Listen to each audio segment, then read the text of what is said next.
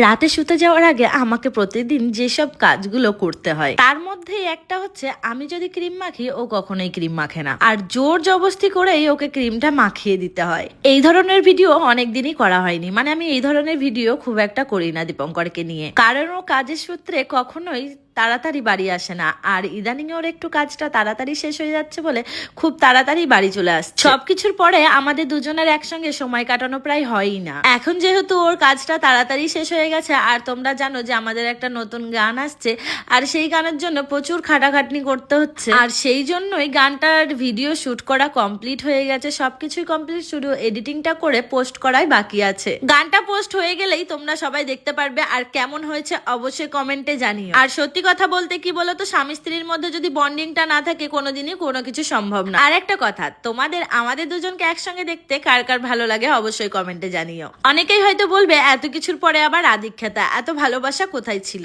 ভালোবাসা যার প্রতি থাকে তার প্রতি ভালোবাসাটা থেকেই যায়, শুধুমাত্র কিছু আপ ডাউন থেকে যায়, প্রত্যেকটা মানুষের জীবনেই থাকে, কেউ কেউ দেখায় আর কেউ কেউ দেখায় না। যাই হোক, আমাদের মধ্যে ভালোবাসাটা সবসময় ছিল, হয়তো কোনো কারণে সেটা হারিয়ে যেতে চলেছিল, সেটাও ঠিক হয়ে গেছে। তোমরা হয়তো দেখে বুঝতেই পারছো যে আমাদের মধ্যে সত্যি কতটা ভালোবাসা। একটা কি কথা বলো তো, যাদের ভালোবাসা উপর থেকে তৈরি হয়ে আসে তাদের ভালোবাসা কখনোই শেষ হয়ে যায় না। ওকে আমি বলছিলাম যে তুমি তো আমাকে কিছু দাওই নি, আর ও বলছিল যে তাহলে এই সোনার গয়নাগুলো। আমি বলছিলাম যে এই সোনার গয়নাগুলো প্রত্যেকটা জিনিস আমি নিজে ইনকাম করে বানিয়েছি, তুমি আমাকে কি দিলে বিয়ের পর থেকে? এইগুলো নিয়ে একটু খুনসুটি হচ্ছিল দুজনের মধ্যে। আজকে সকাল সকাল ঘুম থেকে উঠেই আমরা চলে গেছিলাম কৃষ্ণনগরে, আর তারপরে বাড়ি এসেই দুটো খাওয়া দাওয়া করিনি, স্নান করেই ঘুমিয়ে গেছি, আর ঘুম থেকে উঠতে উঠতে 8টা বেজে গেছিল।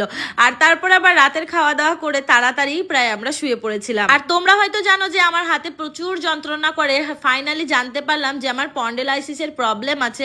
তাই ওকে বলছিলাম যে আমার ব্যায়ামটা একটু করিয়ে দিতে, কারণ এই ব্যায়ামটা আমার একদিনও করা হয়নি, আর এই ব্যায়ামটার জন্য এক্সট্রা একজনকে দরকার। যেহেতু ও বাড়িতে আছে তাই ভাবলাম কি ওকে বলি যে এটা করিয়ে দিতে। আর তোমাদের কাদের কাদের স্পন্ডিলাইসিসের প্রবলেম আছে আমাকে একটুখানি কমেন্টে অবশ্যই জানিও, কারণ আমার প্রচুর প্রবলেম হয়, প্রায় 7টা বছর ধরে এই যন্ত্রণাটায় আমি কষ্ট পাচ্ছি। আর দীপঙ্কর যেদিন বাড়িতে থাকে সেদিন আমার একটু ভালোই লাগে, কারণ হচ্ছে ওর সঙ্গে কথা টথা বলতে বলতে সময়গুলো যে কিভাবে পেরিয়ে যায় বুঝতেই পারি। আর আমাকে ব্যায়াম দিয়েছে 3 বেলা করার জন্য, আজকে যেহেতু টাইম পাইনি তাই ওকে বললাম যে তুমি তাহলে একটু হেল্প করো, তাহলে এই ব্যায়ামটাও হয়ে যাবে, কারণ এই ব্যায়ামটা আমাকে ফিজিওথেরাপি সেন্টার থেকেই করায়। আর অনেকেই হয়তো জানো যে আমি অনেকদিন ধরেই ডাক্তার দেখাচ্ছি, প্রায় 7 বছর থেকেই আমার ডাক্তার দেখানো হচ্ছে, ব্যাঙ্গালোর তারপরে রাজস্থান সব জায়গায় গেছি, কিন্তু আমার কোনোভাবেই যন্ত্রণা কমেনি। তারপরে ফাইনালি জানতে পারলাম যে আমার স্পন্ডিলাইসিসের প্রবলেম আছে, আর স্পন্ডিলাইসিসের প্রবলেমের জন্য ব্যায়ামটা খুবই দরকার, আর তাই এই ব্যায়ামগুলো দিয়েছে ডাক্তারে, আর ওকে বললাম একটু হেল্প করে দিতে। আর ব্যায়াম না করলে নাকি স্পন্ডিলাইসিসের প্রবলেম কমে না। আমি ডাক্তার দেখাচ্ছি কলকাতার অ্যাপেলো হসপিটালে, অনেক দিন থেকেই অনেক কষ্ট পেয়ে ফাইনালি আমাকে দীপঙ্কর বলেছিল যে জয়পুরে যদি না কমে তাহলে এখান থেকে ডাক্তার দেখিয়ে দেবো। তো এখানে আমার কোথাওই ডাক্তার দেখানো হয়নি, যা হয়েছে এই বাড়ির আশেপাশে। তো ফাইনালি ওখানে গিয়ে আমার খুব ভালোই লাগলো, আর যেহেতু আমাকে বলেছে এই ব্যায়ামটা আর ফিজিওথেরাপি করাতে, তো আমি রোজই যাচ্ছি ফিজিওথেরাপি করাতে। ফিজিওথেরাপি করে আমার অনেকটা কম লেগেছে। তোমাদের কার কার এই প্রবলেমটা আছে একটুখানি কমেন্টে অবশ্যই জানিও। আর দেখতেই পাচ্ছ যে কেমন ভাবে আমার সঙ্গে দুষ্টুমি করেও থাকলে। যাই হোক, তোমাদের এই ভিডিওটা কেমন লাগলো অবশ্যই একটুখানি জানিয়ে দিও, কারণ হচ্ছে কি আমার এই একদিকে শিরাটা এতটা ফুলে যায়, ফোলাটা অনেকটা কমেছে এই থেরাপিগুলো করার পর। আমার মতো প্রবলেমে যারা ভুগছো তাদেরকে একটাই সাজেশন দেবো যে স্পন্ডিলাইসিসের প্রবলেম থাকলে সবাই একটু থেরাপি আর এই ব্যায়ামটা যেটা করছি আমি ঘাড়ের পিছন দিকে আর সামনের দিকে, এই ব্যায়ামটা করবা, দেখবা অনেকটা রিল্যাক্সিং ফিল হবে, কারণ আমি এই ব্যায়ামটাতেই সব থেকে বেশি মানে কম ব্যথাটা কম অনুভব করেছি। আর অনেকটাই যেহেতু রাত হয়ে গেছে তাই ভাবলাম যে একটুখানি ব্যায়ামটা করে তারপরেই শোবো।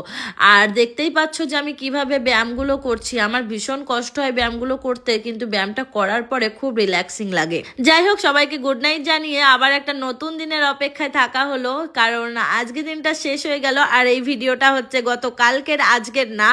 যাই হোক, তোমরা সবাই ভালো থেকো, সুখে থেকো, এইটুকুই চাইবো। আর আমাদের দিনটা শেষ হলো এইভাবেই, আর তোমাদের দিনগুলো কেমন ভাবে যায় অবশ্যই কমেন্টে একটুখানি জানিয়ে দিও।